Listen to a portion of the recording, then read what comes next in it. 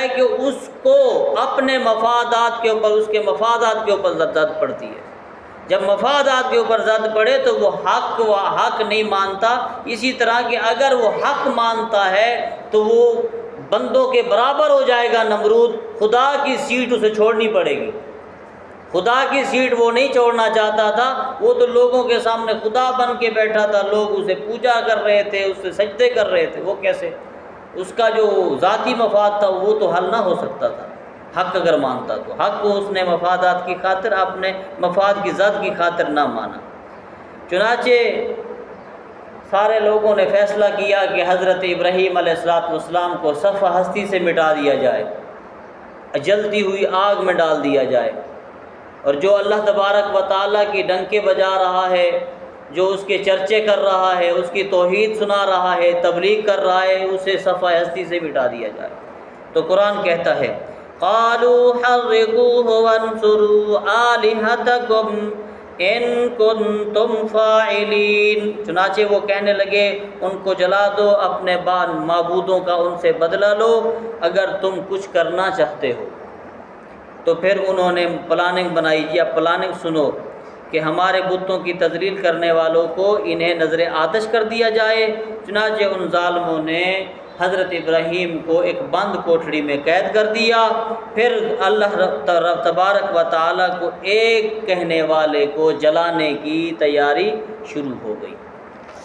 اب قرآن کہتا ہے سورۃ صافات میں قالوا بنوا له بنيانا فألقوه في الجحيم، بولے کہ اس کے لیے عمارت کو چنو، پھر اسے بھڑکتی ہوئی آگ میں ڈالو۔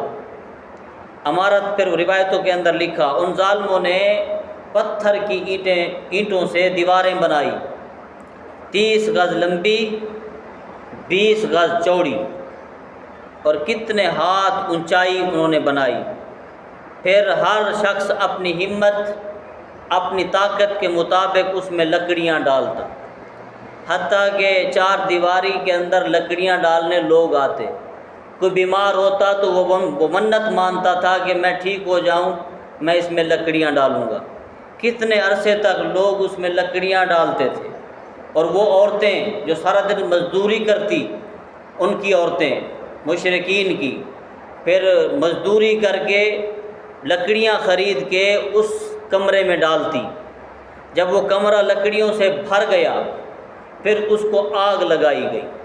جب آگ لگی تو آگ کے شعلے اٹھے، آگ کے شعلے اتنی تمازت تھی، اتنی اس کا سیک تھا کہ 3 میل دور پرندہ اڑتا ہوا آتا تھا وہ بھی جل جاتا، اتنی تیز آگ تھی، بھڑک اٹھی۔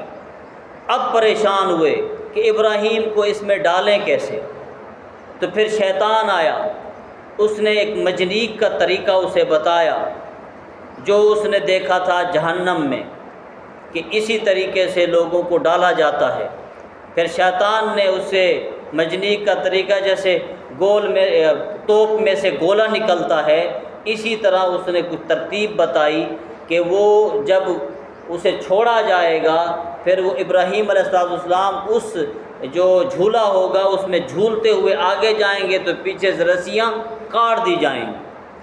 پھر وہ مجنیق تیار ہوا، پھر جھولے کے اندر بٹھایا گیا، حضرت ابراہیم علیہ السلام کو جھولا جھلایا گیا، پھر حضرت ابراہیم علیہ السلام کو آگ میں ڈالا گیا۔ یہ ترتیب جو دی وہ شیطان نے دی۔ بے خطر کود پڑا آتش نمرود میں عشق، عقل ہے محو تماشا لب بام ابھی۔ دیکھیں جی، سیدنا ابراہیم علیہ السلام نے اپنی جان کی قربانی پیش کر دی۔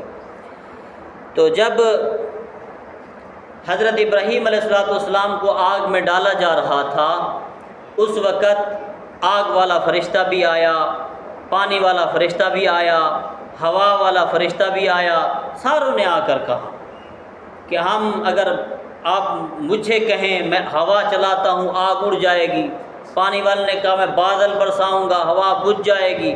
حضرت ابراہیم علیہ السلام نے بس یہی کہا کہ میرا رب جانتا ہے وہ میرا رب جلیل، آگ میں پڑتا ہے اب اس کا خلیل۔ آخر کار ان ظالموں نے بھڑکتی آگ میں حضرت ابراہیم علیہ السلام کو ڈالا۔ پوری